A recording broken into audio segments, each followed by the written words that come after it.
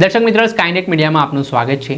આજે Ahmedabad police commissioner કચેરી ખાતે ક્રાઇમ કોન્ફરન્સનું આયોજન કરવામાં આવ્યું હતું, જેમાં અમદાવાદના ઉચ્ચ અધિકારીઓ, પોલીસ અધિકારીઓ છે તે ઉપસ્થિત રહ્યા હતા। વિવિધ ઝોનના ડીસીપી, એસીપી અને પોલીસ ઇન્સ્પેક્ટરો છે તેમને જરૂરી માર્ગદર્શન આપવામાં આવ્યા। શહેરમાં કાયદો અને વ્યવસ્થાની સ્થિતિને સુદૃઢ બનાવવા માટે ઉપર ચર્ચા કરવામાં આવી અને જે રીતે ક્રાઇમ કોન્ફરન્સમાં આંકડાઓ દર્શાવવામાં આવ્યા છે અમદાવાદ શહેરના, તેને લઈને વાત કરીએ તો અલગ અલગ ગુનાઓને લઈને અમદાવાદના પોલીસ કમિશનર જ્ઞાનેન્દ્રસિંહ મલિકે વાત કરતાં કહ્યું કે જુલાઈ 2023થી 2025 સુધીની કામગીરી અંગે ચર્ચા કરવામાં આવી, જેમાં શહેરમાં 3000થી વધુ સીસીટીવી કેમેરાને ફીડ કંટ્રોલ રૂમને મળે છે। ક્રાઇમ છે કાબુ હેઠળ છે। 3 વર્ષમાં શરીર સંબંધી ગુનામાં 21% ઘટાડો થયો છે, મિલકત સંબંધીમાં 32% ઘટાડો થયો છે, મહિલાઓને લાગતા ગુનામાં 27%, એટ્રોસિટી કેસમાં 40%, આર્થિક ગુનાઓમાં 47% ડિટેક્શનની કામગીરી સારી ચાલી રહી છે। પહેલાં ચોરી થતી હતી અને ડિટેક્શન ઓછું હતું, પરંતુ સીસીટીવી લાગ્યા બાદ હવે ડિટેક્શન વધ્યું છે। નાઇટ પેટ્રોલિંગ વધારવામાં આવી છે। સાથે જ અલગ અલગ મુદ્દાઓને લઈને તેમણે શું કહ્યું તે સાંભળો। આજે આપણે અમદાવાદ में इंस्पेक्टर અને ઉપરી અધિકારીના તમામના ક્રાઇમ કોન્ફરન્સ લેવામાં આવી રહી છે। એમાં છેલ્લા 3 વર્ષના એટલે 2023, 24 અને 25 એના ક્રાઇમના શું પોઝિશન છે, પોલીસના જે મુખ્ય કામ હોય છે કે ક્રાઇમને કંટ્રોલ કરવાનું, શોધવાનું, ગુનાને શું પોઝિશન છે અને પછી કાયદો અને વ્યવસ્થા જાળવવાનું, એ બધાની ચર્ચા અને આ સિવાય બીજા પણ જે મુદ્દાઓ છે, ડ્રગ્સના ઇસ્યુ છે, ટ્રાફિકના ઇસ્યુ છે, બીજા પણ મુદ્દાઓની પણ ચર્ચા કરવામાં આવી।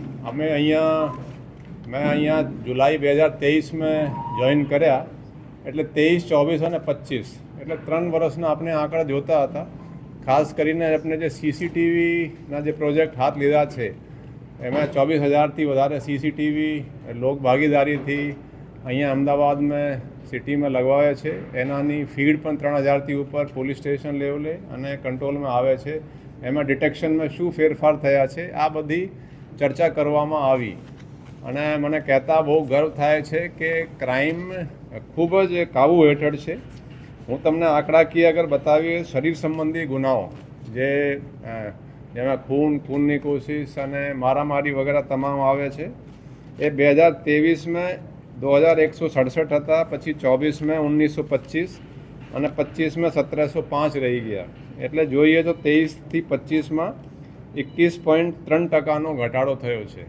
એવી જ રીતે ધાડ, લૂંટ, ઘરફોડ, ચોરીઓ તમામ જે મિલકત સંબંધી જે ગુનાઓ છે એ 2023 5,622 હતા, પછી 2024 4,278 રહ્યા, પછી 2025 3,807 રહ્યા। એટલે એમાં પણ 32.2% ઘટાડો છે મિલકત સંબંધી ગુનાઓમાં। ઠગાઈ અને વિશ્વાસઘાત, એમાં જે આર્થિક ગુનાઓ છે એ થોડો વધ્યા છે। એ 2023 511 હતા, પછી 24 656 થયા, પછી 2025 753। એટલે આર્થિક જે ઇકોનોમિક ક્રાઇમ છે 47%નો વધારો થયો છે। પછી બળાત્કાર અને છેડી, મહિલાઓને લગતા ગુનાઓ છે એમાં પણ 2023 626, પછી 24 490 અને 25 451, એમાં પણ 27.9%નો ઘટાડો છે। જે મુખ્ય આપણે ફર્સ્ટ પાર્ટના ગણીએ, જેમાં બધા જ મેન ક્રાઇમ આપણે ગણવામાં આવે છે, મારામારીથી થઈને ચોરીથી લઈને ચીટિંગ વગેરેના તમામ મેન ફર્સ્ટ પાર્ટ પોલીસ ગણે છે। એ 2023 12,229 હતા, પછી 2024 10,074 થયા, પછી 2025 9,557 થયા। એમાં પણ 21.8%નો ઘટાડો છે। એ તો ક્રાઇમની સ્થિતિ। જે ડિટેક્શનની આપણે જોઈએ તો એમાં પણ બહુ મોટા આપણે કામયાબી રહી છે। ડિટેક્શનમાં જैसे ખૂનની કોશિશ વગેરે તો 100% ડિટેક્ટ સામાન્ય રીતે હોય છે, પણ જે શરીર સંબંધી ગુનાઓ છે એ 2023 98.6, 24 99.2 અને હવે 99.7%। એટલે એમાં 1.15%નો વધારો છે બોડી ઓફેન્સીસમાં। અને જે પ્રોપર્ટી ઓફેન્સ છે, ધાડ, લૂંટ, ઘરફોડ, ચોરી વગેરે તમામ મિલાવીને 23 36.8%, પછી 24 ડિટેક્શનની ટકાવારી શોધવાની 38% હતી અને 25 47.7%। એટલે 23થી ગણીએ તો એમાં તમામ મિલકત સંબંધી ગુનાઓમાં 10.8% વધારો થયો છે.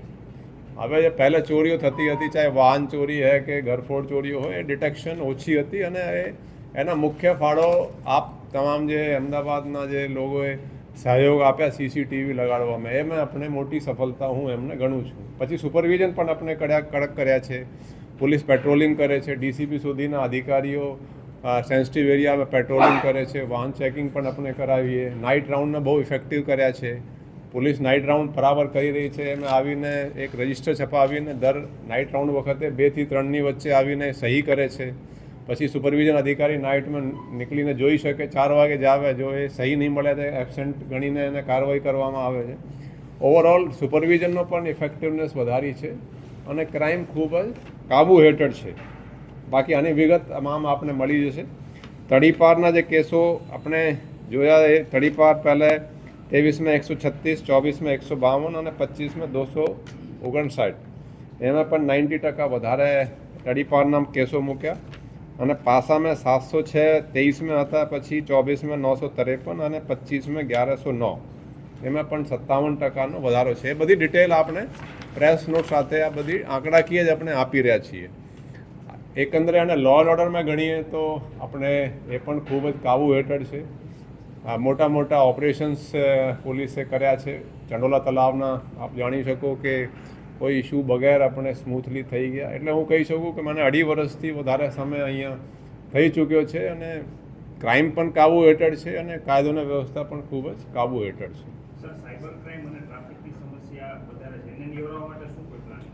સાયબર ક્રાઇમની સંખ્યા પણ વધી છે, એ પણ આંકડામાં છે અને ટ્રાફિકના ઇસ્યુ પણ વધ્યા છે. ટ્રાફિકના ઇસ્યુ ખાસ કરીને અહીંયા સુભાષ બ્રિજ બંધ થયા પછી થોડા મ્યુનિસિપલ કોર્પોરેશનના કામો પણ થોડું ચાલે છે, એના પણ એક કારણ છે. પણ આપણે ટ્રાફિક બ્રિગેડની પણ રિક્રુટમેન્ટ પ્રોસેસ પૂરી થઈ છે. અમે 650 જેટલા ટ્રાફિકના જે બ્રિગેડના જવાનો છે એ આપણે જોઈન કરશે. એમાં લગભગ 450 એ ટ્રેનિંગ પૂરી કરીને જોઈન પણ કરી લીધી હશે અને બાકી જે નહીં આવ્યા એની પછી બીજી એ જ રીતે ટ્રેનિંગ ચાલી રહી છે. તો અમને પોલીસ પણ થોડી વધારે મૂકી છે. તો ટ્રાફિકના માટે આપણે એની હાજરી સુનિશ્ચિત કરવા માટે એની એપ પણ એક તૈયાર નવી કરાવેલી હતી. એટલે આમ પોલીસ તો બહુ મહેનત કરી રહી છે, પણ લોકો પણ એ પબ્લિક ટ્રાન્સપોર્ટ વધારે ઉપયોગ કરે. કેમ કે અત્યારે પહેલાં એક ઘરમાં એક જ ગાડી માંડ મોટરસાઇકલો રહેતી હતી, હવે 4 ગાડીઓ રાખે છે અને 2 હસબન્ડ વાઈફ અને બાળકો. એટલે ગાડીઓનું પ્રમાણ વધી ગયું છે, સંખ્યા વધી ગઈ છે. એટલે આપણે થોડી ટ્રાફિકના ઇસ્યુ છે, પણ આપણે એને નિવારવા માટે અધિકારીઓ પણ સિનિયર રોડ ઉપર રહે, ડીસીપી સુધીના અધિકારીઓ અત્યારે રોડ ઉપર રહે છે, એ પણ સૂચનાઓ આપી છે.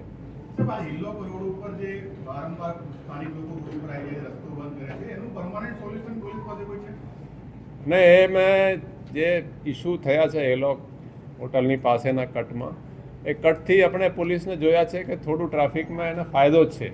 વચ્ચે ઘણા બધા કટો હતા. પહેલાં નિર્માને ત્યાં એસજી હાઈવે ઉપર પણ હતા, એમાં પણ એક્સિડન્ટ થતા હતા, મૃત્યુ પણ થતી હતી. આપણે મૃત્યુના આંકડા પણ રોડ એક્સિડન્ટમાં ઘટ્યા છે. એના કારણ એ પણ છે કે ઘણા બધા કટો જે અન્યસલી કટો હતા, એવો ને કોઈ ઇમ્પોર્ટન્ટ માણસ હોય, કોઈના હોટલ હોય, કોઈના બીજા કોઈ પેટ્રોલ પંપ, એના આગે કટ થતા હતા. એ આપણે થોડા અમુક બંધ કરાયા છે. તો એ કટ બંધ થવાથી થોડું ટ્રાફિકને ફાયદો થયો છે અને જે લોકો આ કરી રહ્યા છે એના વિરુદ્ધ આપણે ગઈકાલે ગુના પણ નોંધ્યા છે અને અમે પોલીસ કાયદેસરની કાર્યવાહી કરશે.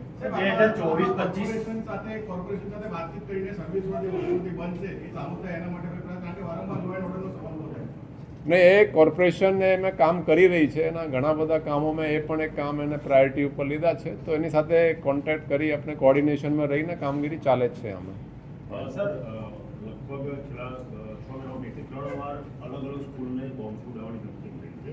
આગામી સમયમાં એક્ઝામ પણ આવી રહી છે, બોર્ડની એક્ઝામ હોય કે સ્થાનિક એક્ઝામ હોય.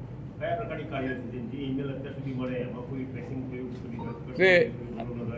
આ સાયબર ક્રાઇમ આપણા બધા માટે બહુ મોટો પડકાર તરીકે આવી રહ્યો છે. હવે જે ઈમેલ આવે છે, લોકો વીપીએનનો યુઝ કરીને એ થોડો શોધવામાં બહુ મુશ્કેલી ઊભી થાય છે. તેમ છતાં એક તો એવા તમે ખ્યાલ હશે કે તમિલનાડુથી આપણે જે મોડ્યુલ પકડ્યા હતા, એ આખા ઇન્ડિયામાં મેલ કરતી હતી એક લેડી. એટલે એનાથી તમિલનાડુમાં તો બહુ મેલો કર્યા અને પણ આપણી પોલીસે, સાયબર ક્રાઇમ પોલીસે શોધી કાઢ્યા. બીજાઓને પણ શોધવાની એફર્ટ્સ તો ચાલુ જ છે, પણ એ થોડું ડેફિનેટલી ચેલેન્જિંગ તો છે જ.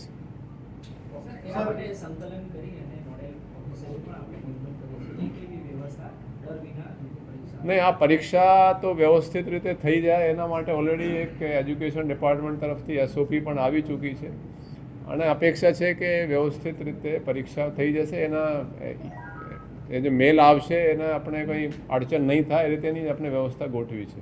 સર, શહેરમાં ટ્રાફિકની સમસ્યા લોકો પરેશાન છે. આગામી દિવસોમાં બોર્ડની પરીક્ષા આવી છે, વિદ્યાર્થીઓ પરેશાન ન થાય, સમયસર સ્કૂલ ઉપર અથવા તો તેમના એક્ઝામ સેન્ટર પર પહોંચી શકે તેના માટે શું વ્યવસ્થા છે? નહીં, દેખો ટ્રાફિકના અત્યારે લોકો વ્યવસ્થિત રીતે ટાઈમસર ઘરેથી નીકળે, ટાઈમસર પહોંચી જાય અને ટ્રાફિકના તો આપણે જેટલા એફર્ટ્સ કરી રહ્યા છીએ એનાથી આપણે ઓર વધારે પણ કરવા એફર્ટ્સ છે કે વધારેમાં વધારે પોલીસ રોડ ઉપર રહે, ટ્રાફિકના સંચાલન કરે, પણ લોકોને પણ થોડી ટ્રાફિકની એ જે ઇસ્યુ જોઈને સમયસર પહોંચી જાય એ રીતેની અપેક્ષા છે. મ્યુનિસિપલ કમિશનરે જે છે લાસ્ટ જે સંકલનની મીટિંગ કરી હતી એમાં એમ કીધેલું કે અગર પોલીસ તરફથી એન્ક્રોચમેન્ટ્સ કે એસ્ટેટ ડિપાર્ટમેન્ટને મદદ ના મળતી હોય પોલીસ તરફથી તો હું પોતે ઓન ફિલ્ડ આવી જાઉં.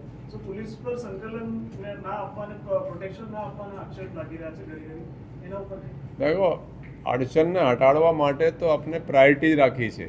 આપણે બહુ તમે જુઓ કોઈ પણ રિક્વેસ્ટ આવે, કોઈ બંદોબસ્ત અમુક વખતે એવું હોય, દાખલા તરીકે ક્રિકેટનો બંદોબસ્ત આવી ગયો કે અમુક બટ આ રેર હોય, જ્યારે રિક્વેસ્ટ આવે આપણે તરત જ બંદોબસ્ત ફાળી આપવામાં આવે છે. આપણે તો એમાં એનાથી પોલીસને પણ ફાયદો છે, ટ્રાફિકને પણ ફાયદો છે, તો આપણે એવું કોઈ ઇસ્યુ નથી કે ક્યારેક એવું ઇસ્યુ થયા હોય. સર, એક સવાલ એ છે કે તમે જે ડિટેક્ટ થયેલા ગુના વિશે માહિતી આપી, 25માં એવા કેટલા ગુના છે જે ડિટેક્ટ નથી થયા, શું કારણ છે? એની આપણે આંકડાકીય માહિતી જે ડિટેલ છે એને આપી દેવામાં આવશે. એ ડિટેલ છે. સાંભળો, હવે સાંભળ્યા અમદાવાદના પોલીસ કમિશનર જ્ઞાનેન્દ્રસિંહ મલિક. પહેલાંની સરખામણીએ હવે પોલીસમાં જે ટેકનોલોજીનો ઉપયોગ થઈ રહ્યો છે ને જે કાયદો અને વ્યવસ્થાની જાણવાની વાત હોય તો પહેલાંની સરખામણીમાં હવે ખૂબ સારી કામગીરી થતી હોય તેવો દાવો તેમણે કર્યો છે. દર્શક મિત્રો, આવા જ નવા વિડીયો સાથે આપણે માહિતગાર કરતા રહીશું, એટલે સ્કાયનેટ મીડિયા